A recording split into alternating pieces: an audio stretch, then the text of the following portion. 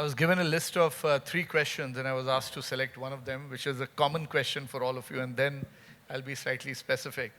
Now, this is slightly more long-term thinking. Every decade has its defining force. What do you think defined the 2010s for Indian entrepreneurship? What was it like in the early 2010s? And what will define 2030, especially because all of you have built businesses to scale, and you're still looking to further build. So it's slightly forward-looking, but I'd love to hear each one's opinion on this. Should I go ahead? Yes, please. So my voice is gone, so okay. That's what the current age looks like. No, I think I had a thought about this. Not that I got to know the question earlier, but I always looked at in 2 parts. One is the ecosystem and the startup. And I think the startup ecosystem in India has gone through, in my opinion, 4 different phases. The first one was just about what we call product market fit and how companies are creating something which is unique. The second phase, which we saw, which was 2010 that you asked, was a lot about growth. And I think there was massive amount of growth. Various companies came into existence. I remember still in 2013, 14, making a slide, India's first unicorn, which was in Molbio, and sort of so on and so forth. I made a slide of 5 companies that time because there weren't too many of those companies. So I think that journey was a lot about scaling up and growth. The third phase that happened was people started cutting cost, which was consolidation, because then we realized that we grew in a wrong way. Many of us grew in a wrong way. And I think now is a great time when you are seeing around us is the era of compounding. I think people have now come to a place where businesses have gotten to a scale. And any incremental growth drives down to the bottom line. So I think we are seeing that compounding in the IPO journey. We are seeing compounding of profits. We are seeing compounding of growth. And that aligns, just to touch upon the last point, that I was talking to somebody and was explaining that as an entrepreneur, what are the journeys that I've gone through? I said 20 and 30 was learn. I learned a lot. 30 to 40 was earn. I earned decent. 40 to 50 is compounding, and then 50 onward you give back. So I think the startup ecosystem is also going through the similar journey as most founders and individuals go through as well. Fantastic. Yes, Dr. Nair, your opinion on this? Yeah, I think that 2010 was possibly the democratization of the digital economy, but it was the Sahara Desert of the healthcare economy. So I don't think anybody heard of healthcare innovation in 2010. But I can guarantee you that in 2030, we will live by it. Our lives will be completely transformed by precision medicine, which is enabled by absolutely portable, mobile, frugal, low-cost point-of-care diagnostics. Do you see AI playing a big role there? Without doubt. Okay. What are you seeing, for example, in health tech? So today, radiology, which was a field that was very exotic, has grown to be a field that does not require a radiologist. And if radiologists were very few, sonologists were very difficult to find. And today we have got ultrasound that can organ locate. So a person who is possibly a 10th standard pass person can not just do sonology and ultrasound, but can also have results to you in less than a minute. Just imagine we are actually living the Star Trek movement.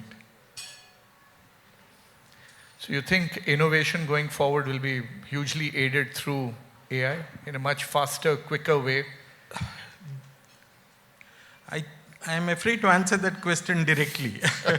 AI will leverage chemistry, biology, precision engineering, medicine, and will create a wrapper around it to deliver all of these things to us in a much more accessible fashion. Got it. Akshay, what about you? So, in a nutshell, I think the 2010s was a lot about innovation, and I think it was a lot driven by access, whether it was access to broadband, access to smartphones. I think life for all of us changed. India is, in 2010s, fundamentally transformed from the 20 years before. I came back to India in about 2010. I left in 2000. It was a different country. And I think access and innovation were the big defining factors. It was new businesses, e-commerce. I have been in e-commerce. Well, actually, no, I've been in retail for 20 odd years, from helping set up supermarkets in Pune as a consultant to then Amazon in the UK, and now this new age D2C economy that we see at Shiprocket. And I think that was a really, access just changed everything. You could innovate, there were new business models coming out. And for me, when I look at the 2030s and we look at how Shiprocket will evolve, I think it's going to be a lot about disruption. It is about disrupting a lot of the way that we do things. Obviously, AI is going to be a defining factor. How businesses scale, the way we have scaled is not the way that startups and the future unicorns are going to scale. You don't need 300-400 people anymore. You'll have 20 people unicorns coming out of India. You will have industries like healthcare, and amen to you, sir. I really hope precision healthcare comes and helps people like us live longer who have tortured our bodies. But I think disruption in multiple fields will happen, and we'll see industries which have existed for decades suddenly change, and incumbents just get wiped out or disrupt themselves. And I think that's going to be a very important part of how we go forward. And as Shiprocket, that's one of the things we're looking at is how do we disrupt ourselves today rather than get disrupted 10 years from now.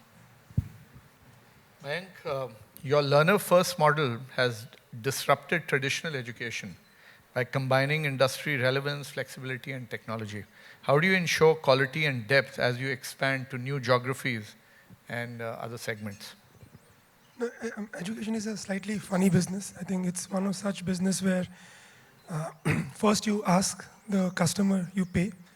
The customer says, okay, if I pay, will you give me some benefit? Will you reduce my time? Will you give me some luxury? I said, no, your life is going to be tough. So you have to continue sort of study for a very long time. And then they say, what will I get in return? Don't worry. You have to wait for a year, 2 years, 3 years, and then see return. So for us, education has always been a tricky topic where a lot was sort of relying on the degree ecosystem, and I think degree is a very formalized caste system. If you have a degree from one institution, you are considered a certain caste, and if you have a degree which is sort of laminated, it's much better. If it's gold-plated, it's even better. So I think we wanted to break that myth when we started with UpGrad. We said, while degrees are important, you need to bring in what will bring in jobs, and therefore the outcomes had to be slightly faster. And for that, I think working with industry was very important. But I think the biggest insight for us, Rajesh, was there that education is not like Netflix and chill. You can watch Game of Thrones, binge watch, but you can't watch Python 101 or sort of Economics 101 overnight and say, today I binge watch economics. And therefore, it required us to sort of instill discipline. And for us, one of the critical things was that education is like eating vegetables. Till your mother slap you to eat it, you don't want to eat it on your own. And that's why we had to create that ecosystem of social contracts. We had to create that ecosystem of somebody calling you back and telling you that, look, you paid so much, you need to sort of work hard, a lot like what the wealth ecosystem does. And I think learning from other industries, trying to bring it back into a more traditional industry where customer was not at the center, everything else was around. I remember talking to one IIT professor where the student was shouting at him saying, sir, I'm the center of this university, why are you not looking at me? He said, remember, you are not at all the center of the university. There are many things that you are one of the far fringe part, and that's what we wanted to change by learning from other industries and trying to bring some of the best practices into the education space as well. Thank you. Yes, Dr. Nair, your approach has shown that innovation in medtech doesn't just need technology, but it also requires empathy and ecosystem thinking. So how do you balance scientific ambition with the realities of affordability and scalability in India, especially in India? When we started 25 years ago, so we are a 25-year-old startup, we set a few principles for ourselves that we would create systems that would allow independent care without infrastructure, connected care, cost-effective care. So cost effectiveness was a design principle. It was not an afterthought. When we decided to build a PCR, nobody, even the clinicians, did not know what PCR was. But what we were actually focusing on was creating infrastructure that could help for pandemic preparedness. I didn't have these words back then, very honestly. But that's what we did. When COVID struck, there was a daily news update, and at one fine day, there were 10 labs in the country that were certified for doing COVID diagnostics.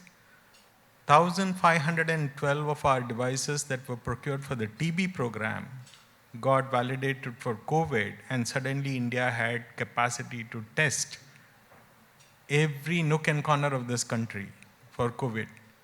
So it is about deep tech, but very, very, very patient deep tech.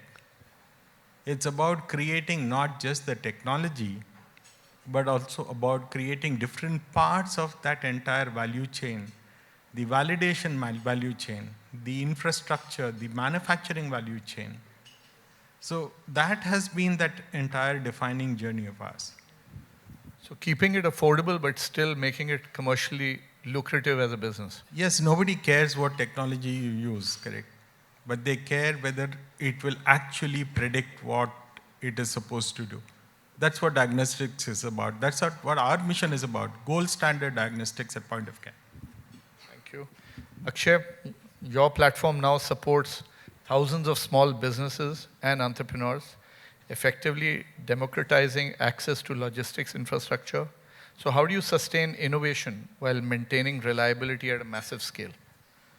I think for us, it's been very important to kind of carve out the way we do business, where you have a platform, and you have a platform, it's like banking, right? You can't have that platform fail. Because when you're doing lakhs of deliveries every day, you need to make sure, like a small tweak in the system, if it leads to our cash on delivery system going down, it's going to create a huge problem for us and for our merchants. So essentially, what we've learned, what works for us essentially is we have a separate innovation team where it's about moving fast, breaking things, and we don't want that day one principle to die just because we've become a larger company, I would say. We want that to be true, and that's where our innovation in the platform comes in. So we might have 10 new ideas that we're testing every quarter on how we can make our merchants' lives better, how can we make customers' lives better, but maybe only one or two actually make it onto the actual platform. But the fact that we're able to give our teams the freedom to be able to test, innovate, fail, and then repeat, it just helps us bring a lot of new innovation onto the platform. So we have a product which helps reduce RTOs, which in logistics is a big issue, return to origin, right? You're scrolling on Instagram at night, you see a product, you say, okay, I have nothing to lose, let me do cash on delivery, let it come tomorrow. Comes tomorrow, I don't want it, it was a 12:30 impulse purchase, I don't care. But now there are people at the back end who've lost a lot of money. The seller has lost money shipping it out. There are people that it's detrimental to all the industries in terms of it has to go back. Some people tell us, oh, it's great for you as a logistics aggregator, you're making money two ways. It's not, because my merchant is going to go out of business because of actions like that. So we actually created a product which, based on consumer history, we're able to tell the merchant that, there's a high likelihood of this coming back. So you know what? Either get it converted to a prepaid order, or don't ship it out at all, or call the merchant, confirm. That actually reduces revenue. But that innovation has been the single biggest thing, where when we talk about why a tech platform, which is using third-party delivery companies, exists, it exists because we're able to offer innovation which is contrary to public, what you'd think. Why would you introduce a product that reduces your revenue? A logistics company may not think like that, but a tech platform will. And I think the fact that we give our teams the ability to keep on developing new products, and also make sure that it's not that every crazy idea comes onto the main platform and you break something. And we've done that in our initial years, trust me. We've had sleepless nights because something has gone down with cash on delivery, something has gone down with remittances, and you learn. And you realize, you segregate, you create a sandbox where the innovation can happen, and at the same time, you have a robust platform where trust can be built, because eventually it's all a business of trust. Oh, thank you so much, gentlemen. Just one quick answer or suggestion or advice that you'd like to give many founders who are here. They're at different stages of their business. Last decade, what has it taught you? The single biggest learning that you'd like to share with the team? For me, the lesson has been that entrepreneurs tend to pivot, but bacteria does not pivot. I think for me, it is just show up every day, no matter what happens. Just show up. I think that the biggest thing I've learned is there's no overnight success. People think success happens in a day. They don't look at the 10 years of failure that come before that one success. Oh, fantastic. For me, we couldn't have built this business without a team. You have to get the right people up front, and you have to find a way to keep that team going for a very long period of time, and we were blessed with that. So thank you so much for a very enriching session.